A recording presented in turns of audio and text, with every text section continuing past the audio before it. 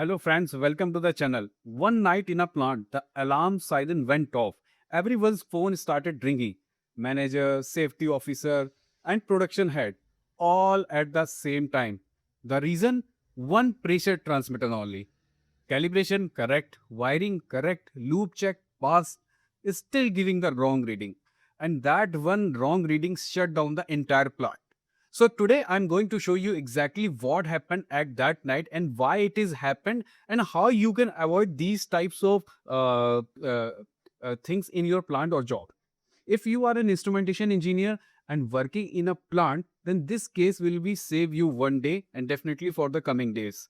If you are a fresher to join your first plant, this is what nobody teaches in the college. If you are preparing for a job interview, then interviewer love these kind of analytical topics and analytical discussion what you have done.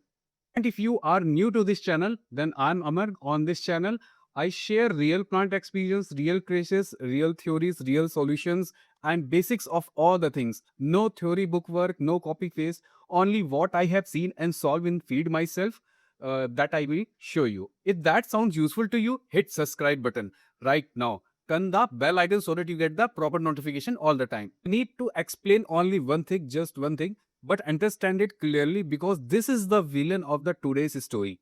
Every pressure transmitter is connected to the process line through a small pipe that we always see in the field. So we call this a small pipe as an impulse line or the sensing line that is connected to the transmitter. So whatever inside the process line travels through this impulse line and reaches to the transmitter.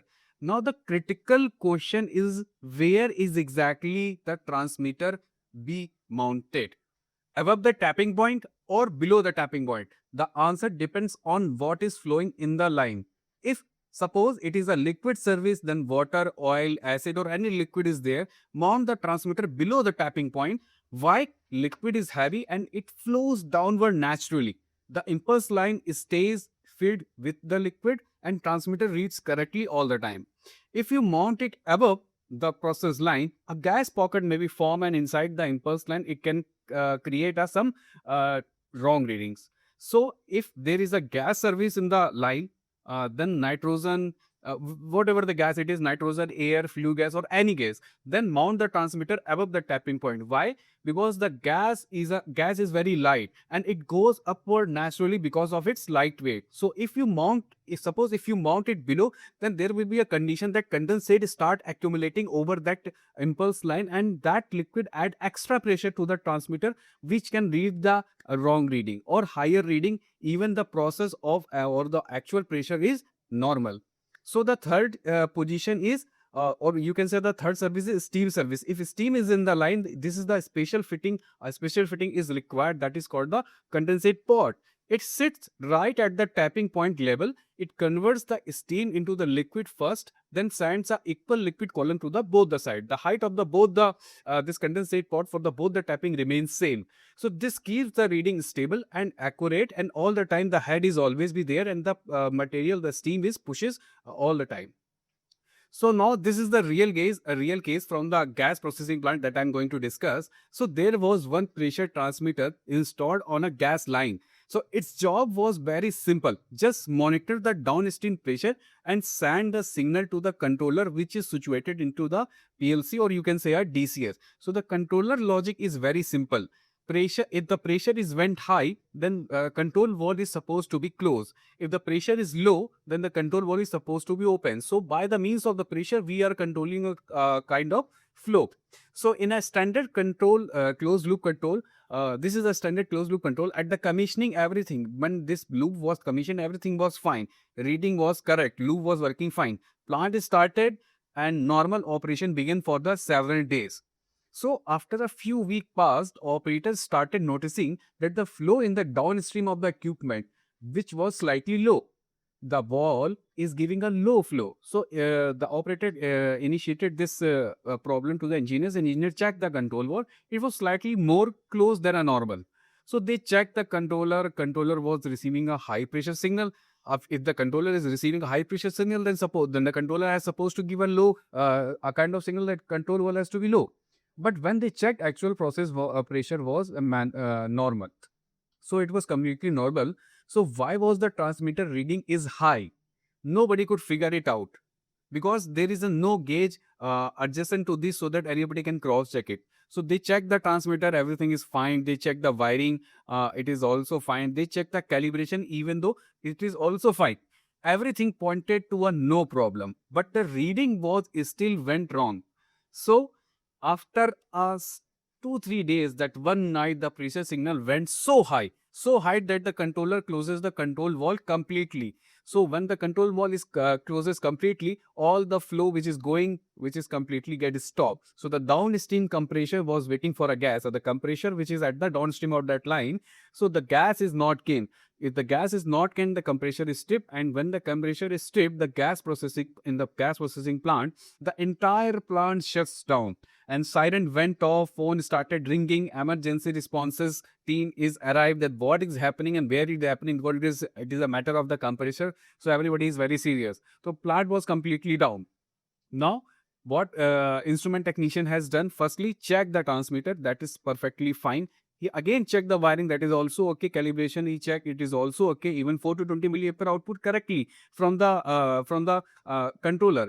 So every single check, it is passed. The team was confused, then everything is fine, and how can everything be correct and still the reading is wrong? So after an hour, the senior instrument engineer arrived. He did not open the transmitter, and he did not check any kind of wiring in the PLC DCs or in the feed or in the JV. He simply walked up to the transmitter and look at the one thing, the mounting position. That is, we are not seeing when the thing is happening. It is the gas light and transmitter mounted below the tapping point. So he turned to the team and said, there is another problem. So for weeks condensate, for many weeks condensate was likely collecting inside the impulse line, and every day a little more liquid. So that is why the operator keep thinking that the flow is reducing day by day. So every day a little extra pressure is being added to the reading. Slowly the reading crept and higher until that one night. So it crossed the pressure limit at that line, and controller shut the valve because pressure as per the logic, the pressure reaches to the at the desired point where control valve doesn't need to open. So the fix was not complicated. Step one, what we have done: drain the impulse line completely, remove all the collected condensate. And the second step we have done, relocated the transmitter above the tapping point, because the service in the process line is the gas. And this step 3, we have restarted the plant. The moment the impulse line was drained, the reading came back to the normal instantly. So here is the catch. This is the problem where we are not looking at. So total time to fix all these things is 2 hours, and the total plant downtime is 6 hours. So total loss is in lakhs of rupees. So all because of one wrong mounting position. So now the case has taught us completely that the main mistake, what is the main mistake? But in the field, I regularly see 4 more mistakes that create a serious problem. So let me go through these mistakes one by one, so that you can also look at these mistakes if it is not occurring at that particular time. Mistake number 1: no isolation wall. When there is a no isolation wall near the tapping point, and you need to remove the transmitter for the maintenance, how you can do that? So you have to isolate the entire line, and that is not possible because that leads to the plant downtime. So one small wall near the tapping point saves the hours of the shutdown time. Always provide these simple walls at the point of drains. So now mistake number 2: impulse line is also too long. If the impulse line is too longer than the longer impulse line, which leads to the slower response. If pressure changes in the process and transmitter will respond late, then the control loop also becomes slow. So all become a cycle and process becomes unstable. So keep impulse line under the 3 to 5 meters only, wherever it is possible. Now we have to talk about the mistake number 3, and it is also an important mistake: no proper slope. And nobody look about it. No proper slope in the liquid service of the impulse line has been given. The slope continuously downward toward the transmitter, because 1 in 10 slope, minimum 1 or in 10 slope. If the line is flat, gas pocket get trapped inside it, and trap get means wrong reading. So always check there is a slope during the installation. Now let's come to the last mistake which I have noticed during this type of installation. No drain or vent plug is there. In liquid service, a drain plug is needed at the lowest point of the impulse line to remove the trapped gas or the condensate which is get filled inside this kind of impulse lines. So a vent plug is needed near the transmitter to release trapped liquid, because it if that liquid is trapped, then there will be a 100% chances of erect reading. So these are the small fittings, but without them you cannot properly maintain or troubleshoot. So the instrument always provide these things are you need to provide during the installation. Now, as I promised you a checklist at the start of this video, and here it is the checklist. Every time when you install a pressure transmitter on a site, ask yourself these 5 questions. If all answers are correct or coming in true, then you are doing the correct installation. So the question is, what is in the process line? If it is a liquid, then mount below. If it is a gas, mount above. If it is a steam, use a proper condensate port. Now the question number 2, is there in an isolation wall near the tapping point? If it is yes, then it is good to go. Question number 3, is the impulse line under the 5 meter in length? If it is right, if it is in 5 meters, then it is good to go.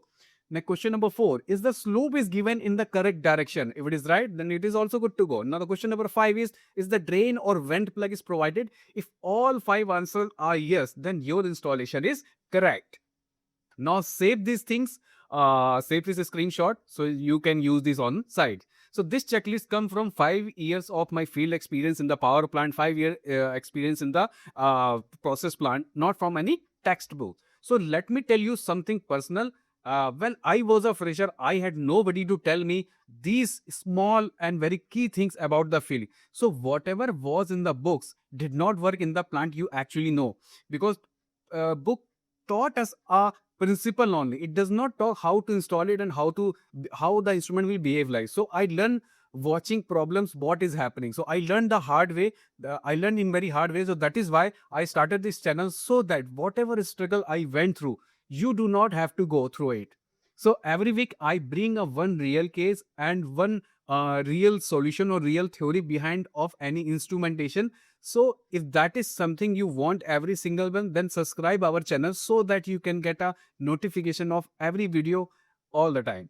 So it takes only 1 second to subscribe it, but it can make a real difference in your field career. And to everyone who has already subscribed it, thank you for that. So you are the real strength of this channel. So today's one line lesson, before you blame the transmitter or you can say any kind of instrument. So what you have today, do not blame the calibration and do not blame the wiring. Do not blame any person. Check the installation first. If it is a newly commissioned, or if there is no problem coming for several years, then still you need to check the installation. That is where 90% of the field problems are hiding. So the next video I'm telling you is coming on coming days, which you will get notified. That is on the hard protocol, and that is explained practically why industry still uses it and how it is actually works in the field, and what is the principle behind this communicator. If you do not want to miss it, turn the bell notification on and drop a comment below. Have you ever seen a plant trip due to wrong installation? I read every single comment and reply by true heart to all the comments. So see you on a Wednesday. Take care. Thank you.